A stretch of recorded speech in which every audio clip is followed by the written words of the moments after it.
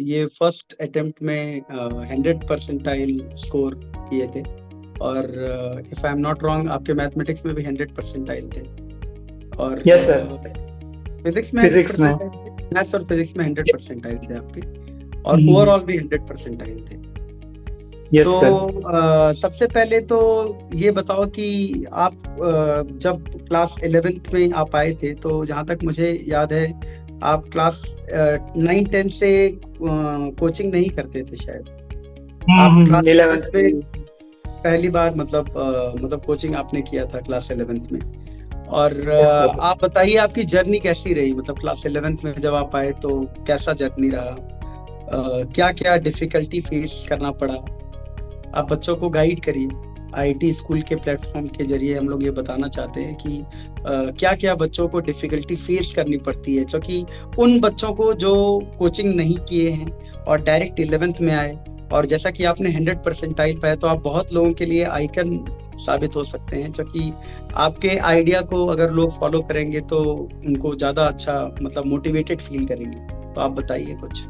Sir, class 11th में मैंने जब ज्वाइन किया आईएलएम को, तभी मतलब स्टार्टिंग में थोड़ी डिफिकल्टीज तो लगी थी। जब मतलब अलग से ही मतलब मुझे जैसा लगा था कि एडवांस का लेवल ये हो सकता है, उससे कहीं ज्यादा था। मतलब एक्सपेक्टेड से डिफिकल्टी था जब मैंने स्टार्ट किया तब। लेकिन जब मतलब क्लासेस चलते रहे आगे आगे, तो मतलब सर ने जैसे हमें होमवर्क देते रहे, जो डीपीपीस थी और मॉड्यूल्स थी, उनको सॉल्व करते टाइम हम जब मतलब जो क्लास में डिस्कशन होता था, मतलब डाउट्स तो आते ही रहते थे, तो मतलब सर से हम जब डिस्कशन के टाइम पूछ लेते थे अच्छे से, तो मतलब थोड़ी दिक्कत कम आती थी। और साथ में जब टेस्ट चल रही होती है एडवांस की भी टेस्ट में, मतलब स्टार्टिंग में मतलब मेरे थोड़े कम नंबर ही रहते थे, लेकिन मतलब अगर डिमोटिवेट होना तो मतलब ऑप्शन नहीं था, क्योंकि पता है कि 2 साल तक मेहनत तो करनी है। तो क्योंकि ज्वाइन किया था कि हम आईआईटी में एडमिशन लेना है, तो मतलब 2 साल तक मेहनत करनी है, तो उसके लिए मैंने मतलब कंटिन्यू करता रहा और सर से भी बात करता रहा कि इसमें प्रॉब्लम आ रही है, तो सर ने भी कुछ सॉल्यूशंस बताए। और स्टार्टिंग मतलब मैं नॉर्मल बैच में ही था, A1 बैच में। और फिर मतलब मैं मतलब देखता था कि लोग मतलब जो इधर रैंक्स थे, वो जैसे ए नोट बैच में से ही आ रहे थे, तो मतलब मैंने सर से वो भी बात की थी कि मुझे भी बैच ज्वाइन करनी थी। लेकिन मतलब 11th में मुझे मौका नहीं मिला था, लेकिन जब 12th में मुझे मौका मिला, तो मतलब काफी चेंज हुआ था तब। और मतलब क्लास नोट्स सबसे ज्यादा इम्पोर्टेंट लगे थे मुझे, कि जो रिवीजन है मैं और ट्राई करता था कि जितने भी एग्जाम आए उसके पहले जो भी टॉपिक्स एग्जाम में आ रहे हैं उसकी मतलब रिवीजन करते रहो। 12th में भी जब एग्जाम्स थी, तो उसके मतलब 12th में कुछ मतलब 11th के टॉपिक्स के भी टेस्ट आते रहते थे, तो मतलब साथ साथ 11th का भी रिवीजन हो जाए, तो मतलब 12th में वो भी रिवीजन करता रहा मैं। तो मतलब स्टार्टिंग में इश्यूज आया था, लेकिन जैसे जैसे मैं करता रहा तो इश्यूज कम आते रहे थे। अच्छा, जब पूरे जर्नी के दौरान बहुत बार अप्स एंड डाउन आया होगा, ऐसा नहीं है कि हमेशा ही बहुत अच्छा तुम्हारा रिजल्ट आया हो, बहुत बार बेकार रिजल्ट भी आया होगा, कम नंबर आए होंगे। कई बार ऐसा भी मन किया होगा कि छोड़ दिया जाए, क्योंकि इतना आसान जर्नी नहीं होता है। मतलब जेई का जर्नी ऐसा नहीं है कि बड़ा स्मूथ चलेगा, हमेशा आपको बड़ा पॉजिटिवनेस ही मिलेगा, ऐसा नहीं होता है। तो आप उसको कैसे डील किए? बहुत बार नंबर कम आ जाता होगा, बहुत बार आपको मतलब इरिटेशन भी होता होगा कि मतलब नंबर कम आ रहा है, पढ़ रहा हूँ तो भी नंबर कम आ रहा है, नेगेटिव हो रहे हैं, तो उसको तुमने कैसे डील किया? हाँ, इसके लिए सर सबसे मेन तो मैं कहूँगा कि मैंने जो अपने क्लासमेट्स है और सर है, उन दोनों के साथ, मतलब क्लासमेट्स के साथ भी मैं डिस्कस करता रहा कि नंबर कम आ रहे, तो उसके सॉल्यूशन का भी कुछ ट्राई किया, या फिर सर से बात की कि नंबर कम आ रहे। लेकिन मतलब वही है कि अगर वही मोमेंट पर अगर हार मान लेते तो फिर आगे कुछ नहीं होने वाला था। लेकिन फाइनल एग्जाम तो अभी दूर है, तो इसलिए मतलब कंटिन्यू करते रहे कि कुछ एग्जाम्स के बाद अगर कम नंबर आए हो तो ऐसा लगता ही है कि अभी मतलब इतना हमने पढ़ा था फिर भी नंबर तो कम ही आए वैसा। लेकिन मतलब फ्रेंड्स के साथ मैंने डिस्कस किया, फैमिली ने भी बहुत मतलब सपोर्ट करते रहे कि कम नंबर आ रहे कोई बात नहीं, मतलब पढ़ाई कंटिन्यू करते रहे, तो एट द एंड मतलब हो ही जाने वाला है। मेंस में भी जैसे मेरे फाइनल मेंस में 100% आया है, लेकिन पहले से ही मतलब इतने अच्छे मार्क्स नहीं आते थे। 11th में भी मतलब मेरे शायद 180 से 200 के बीच में मार्क्स आते थे, और 12th में भी थोड़ा इम्प्रूव हुआ। लेकिन जो फाइनल टाइम था, जब हमने पूरा सिलेबस कंप्लीट करके रिवीजन अच्छे से किया, तो मतलब मार्क्स इम्प्रूव होते रहे। तो उससे मेंस में मतलब अच्छे नंबर मतलब आ गए ऐसा। और अगर मैं सब्जेक्ट वाइज बात करूं तो, चूंकि मैं मैथ्स पढ़ाया हूं तुमको, तो मैथ्स की अगर मैं बात करूं तो तुमने मैथमेटिक्स में मतलब कैसे अपने आप को इम्प्रूव किया, किस तरीके के क्वेश्चंस कराए जाते थे, और कौन सी मतलब बुक्स कैसे प्रेफर की जाती थी, और आपने अपने आप को मैथ्स में कैसे स्ट्रेंथ ऐसे दिया, क्योंकि आपका 100% है मैथमेटिक्स में। तो आप बताइए, आपको मैथ्स जो बताया गया उसमें आपने किस तरह से काम किया, और क्या क्या आप होमवर्क करते थे, कैसे होमवर्क करते थे, कितना टाइम देते थे, कौन सी बुक सॉल्व करते थे, कैसी बुक सॉल्व करते थे, और मैथ्स में आपको जो क्लास में क्वेश्चन कराया जाता था वो किस लेवल का होता था, कैसा होता था। तो जरा आप बच्चों को बताइए ताकि उनको पता चले कि किस लेवल की प्रिपरेशन का नीड होता है जेईई मेंस और एडवांस में।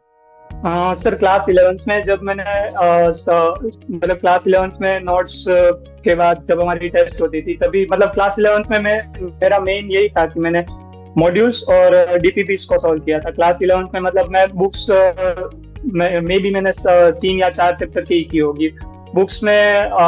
जैसे मैंने मतलब सर से भी पूछा था और आपसे भी 1-2 बार, मतलब आपके साथ जब से मैथ शुरू किया तब से तो मतलब सारे चैप्टर के ब्लैक बुक मैंने सॉल्व की थी।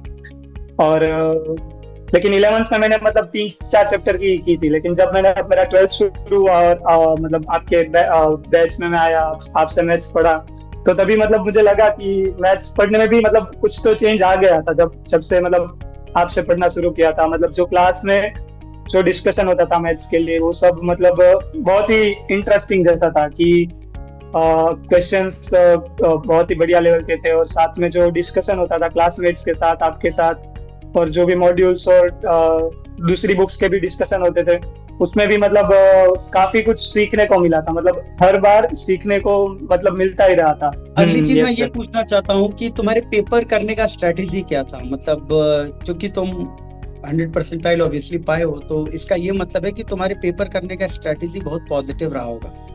पेपर में तुम बहुत आराम से अपने टाइम को मैनेज किए होगे, और पेपर का टाइम मैनेजमेंट एक बहुत इंपॉर्टेंट स्किल है जो बच्चे इन जनरल जेईई मेंस में नहीं कर पाते हैं। तो प्लीज बच्चों को गाइड करो कि तुमने अपने टाइम को कैसे मैनेज किया पेपर में।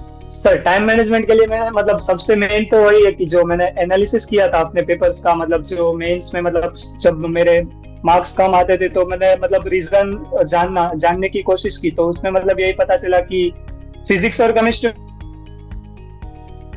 मैथ्स में मतलब सिर्फ 1 आवर या 1 आवर 15 मिनट्स उतना ही टाइम बचता था। तो सबसे पहले तो मैंने यही ट्राई की कि मैं फिजिक्स और केमिस्ट्री को जितना हो सके उतना जल्दी कंप्लीट करने की ट्राई करूँ।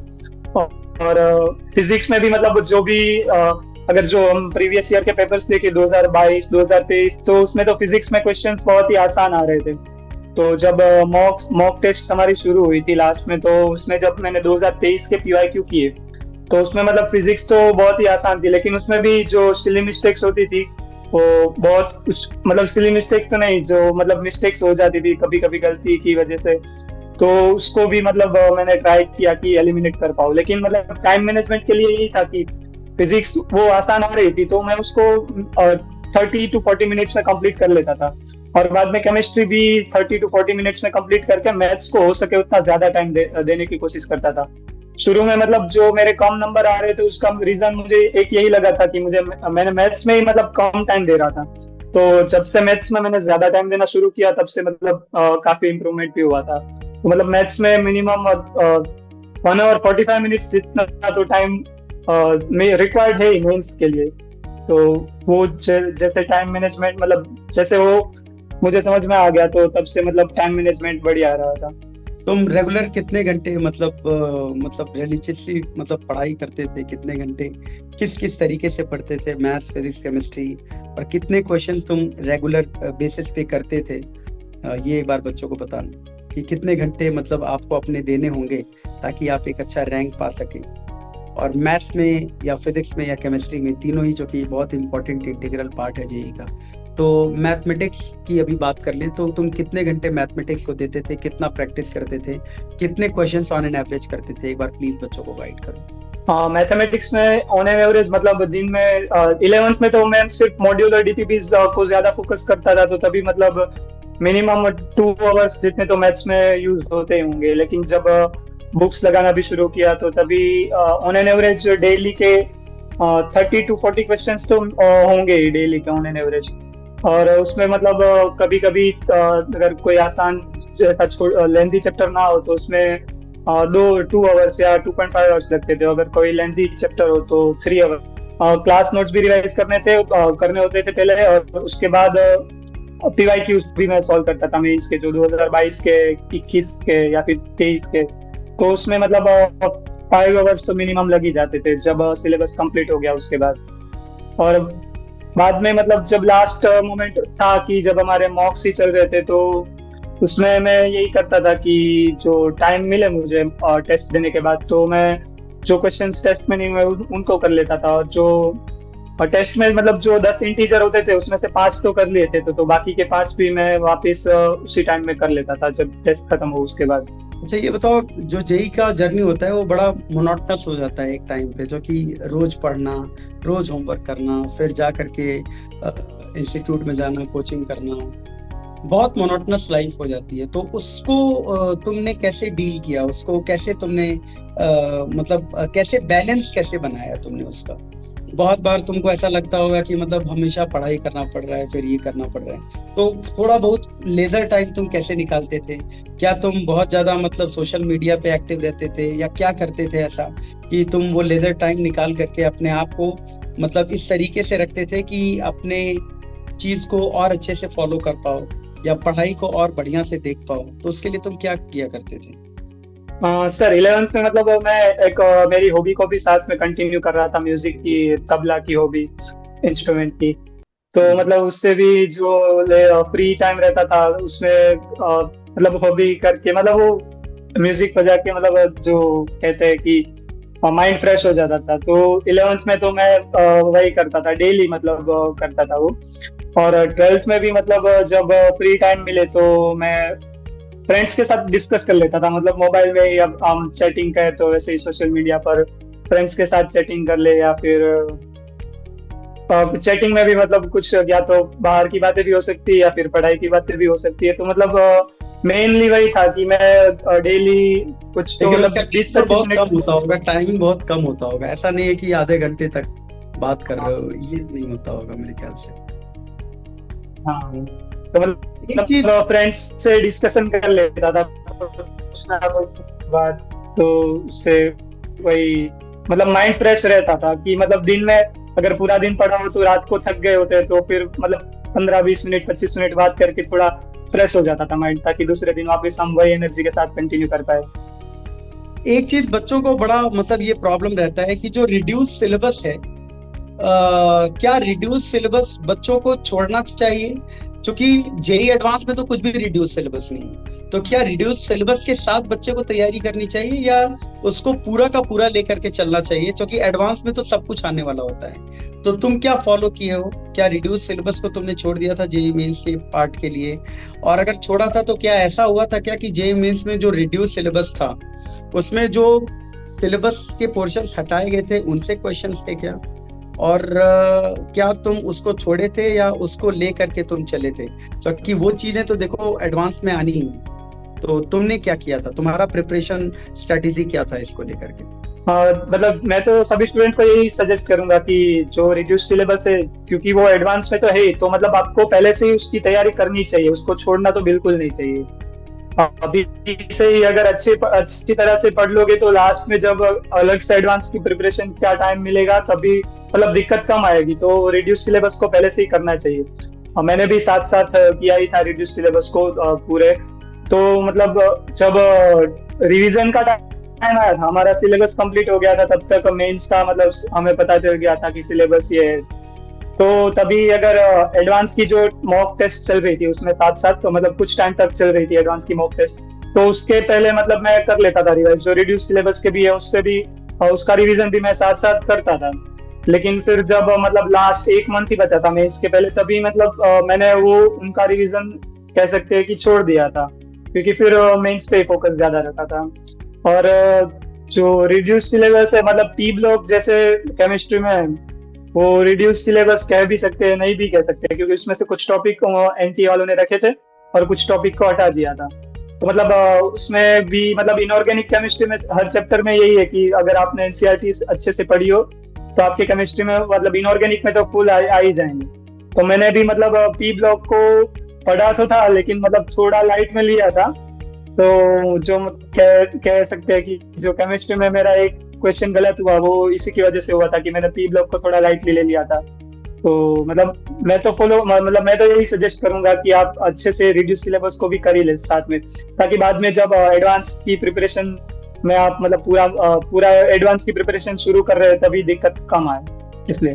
Thank you. तुम्हारे चीजों से बच्चों को काफी कुछ सीखने को मिला होगा, क्योंकि एक अच्छे रैंक को पाने के लिए क्या क्या चीजें करनी चाहिए वो बहुत इंपॉर्टेंट है। और तुम्हारा जर्नी थोड़ा इंस्पिरेशनल इसलिए भी है क्योंकि तुम पहले तो 9-10 में तुमने कुछ कोचिंग नहीं ज्वाइन किया था, 11th में आए, मतलब टॉप बैच में नहीं थे, उसके बाद तुम टॉप बैच में आए और उसके बाद से तुम 100% पाए हो। तो तुम्हारा जर्नी बहुत इंस्पिरेशनल है और बच्चों को बहुत कुछ सीखने को मिला होगा। और मैं आशा करता हूँ कि तुम्हारा बहुत अच्छा एडवांस में रैंक आएगा और पूरा उम्मीद है कि अंडर 100 में तुम्हारा रैंक होना चाहिए। और मेरे ख्याल से तुम उस लेवल का मेहनत भी कर रहे हो, सॉल्व भी कर रहे हो, पेपर भी सॉल्व कर रहे हो, सब कुछ कर रहे हो। तो आज बच्चों को तुमसे बहुत कुछ सीखने को मिला होगा। Thank you. Thank you sir.